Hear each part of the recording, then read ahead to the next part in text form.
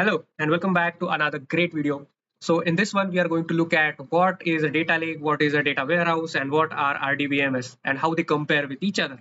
Right. So if you are new here, make sure you like, subscribe, click all different buttons. And we are already at 17 subscribers, so we just need 3 more to reach the 20 sub mark. So do your bit. All right.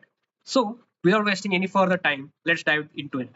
So last week, actually, I was reading Expedia's blog, right? A simple article that talked about what basically is Apache Iceberg and how they utilized it. But as I went deeper into it, I started to understand that I do not know anything about data engineering, right? So my basics and fundamentals are not in place. So I spent an introductory session to understand what these basic terminologies mean. So if you're someone who is wondering the same thing, like what is a data lake, what is a data warehouse, what is maybe an RDBMS, or maybe how are they different from each other, you are confused with them, then this is the video for it. All right. So before we look into what data lake is, we need to understand what is a central repository, right? So a central repository is basically a single location where data comes from all different sources, right? So initially, I personally felt that repository was something connected to Git or GitLab or GitHub or something like that. But of course, this is something else, right? Word repository clearly means what it means in normal English. That is a storage location. So basically, a central repository is a single storage location which is accessible to all different sources of data and stores a lot of data coming from all these of the varied sources. Cool. That should be simple enough to understand. But then how does it take us to the concept of data lake? Now, data lake itself is a central repository. So that means data lake will be accepting data from multiple different sources and will be keeping it at a single location. That is the data lake, right? Now, what exactly is special about data lake? So data lake, data warehouse, these tools are specifically built to handle big data. Now, to anybody who does not know what big data is, as the name suggests, it is data that is large in size, large in volume, that is of very diverse natures, that usually comes from a lot of different sources, which does not have a single structure, is can be structured, can be unstructured, can be different types of structured and unstructured data. So there's that, right? So it can be a combination of any different variations regarding data. Cool. So this type of data is called big data, and data lake is a central repository which stores this big data coming from n number of different data sources, right? Cool. Also, what else is special about a data lake is that this data is getting imported in real time. So when I say real time, it means that the data that is coming is, as soon as it is collected, it is ingressed into the data lake. It is immediately stored into the data lake. Now, since this a big amount of data is coming into the data lake, it needs to get utilized in some way.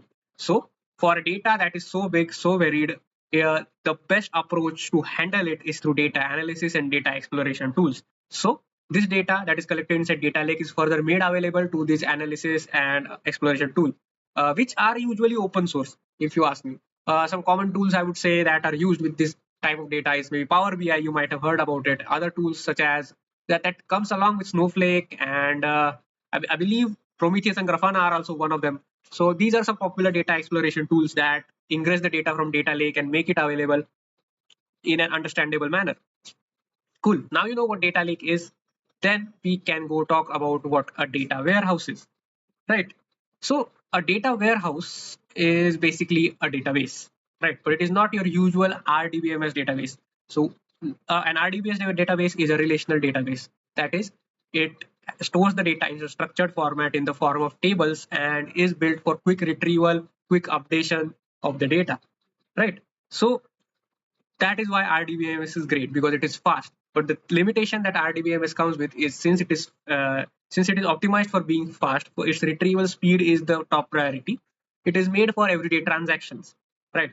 It is not made for large amount of data. That is, it is not made for big data. A data warehouse is a specific structured relational database built for storing and analyzing this large amount of data or this big data.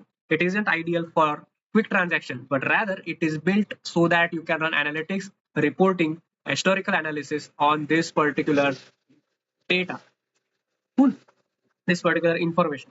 So that is the difference is while building these two types of databases, one took retrieval speed as a priority, and the other one, that is the warehouse, took uh, took granular analytics as a priority over the speed of retrieval.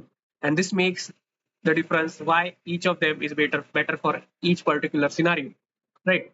After hearing this, I understood, okay, data warehouse is made for big data and for analysis, and RDBMS is made for relational, for small data or less amount of data, but for quick retrieval and frequent updation and retrievals, right?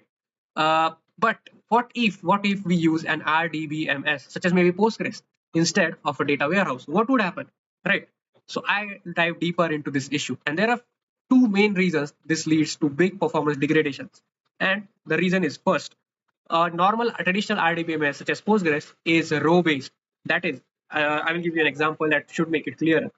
If you calculate the sum of a particular sum of entries in a particular column of a table, right?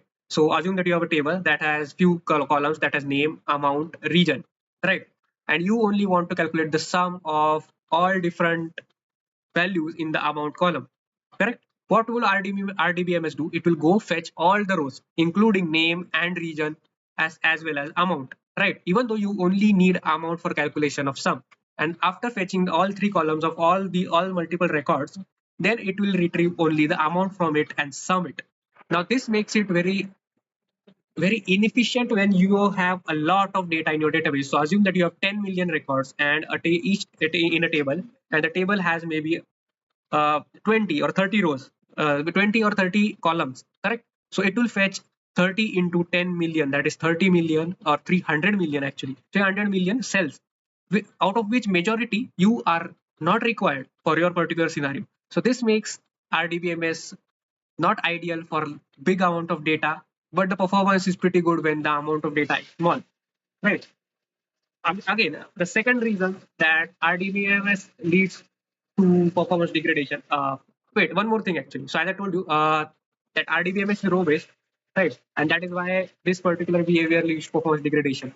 The solution for it, or how does the data warehouse solve it, is basically it is column based. So when I say that it is column based, that means it will only fetch the column that it requires for the operation. So if you had asked a data warehouse to select sum of amount from your particular table, then it would only fetch the amount column, sum all the entries, and give it to you, because it is column based. It does not fetch based on rows, it fetches based on columns, right? So that's why for scenarios of big data, data warehouses are great, and for scenarios small data, RDBMS are awesome, right? One more reason is that the traditional RDBMS do not perform well when horizontally scaled. I'm not saying you, a lot of places on the internet you would find that RDBMS cannot be horizontally scaled, which is not at all true. RDBMS can be scaled horizontally, but their performance is not usually good. Now you would ask why, right?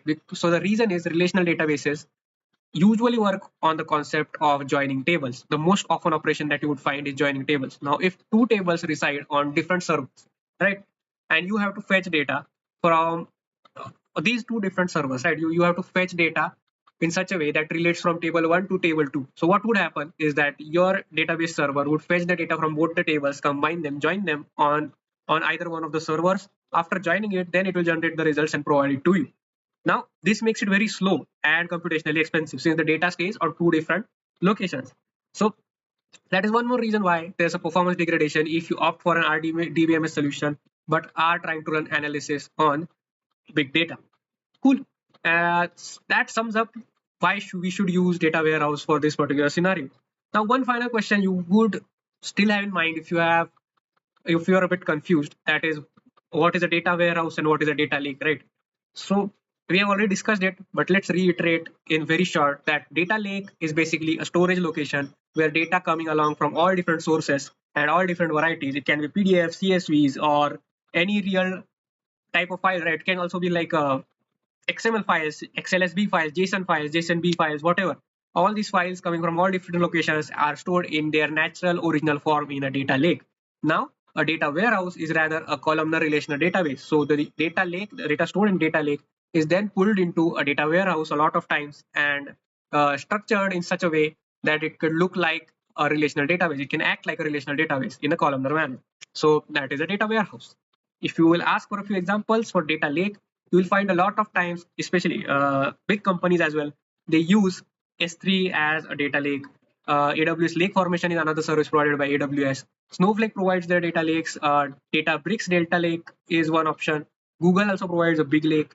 Similarly, data warehouse solutions are also provided by these big companies. AWS provides Redshift, GCP provides BigQuery, and Vertica is one more. And except these as well, you will find n number of different solutions in the market. So let me know what you think. If you still have any questions, any doubts, drop the questions down below, and I will be sure to reply you as soon as possible. Thanks for sticking out, and see you next time. Bye.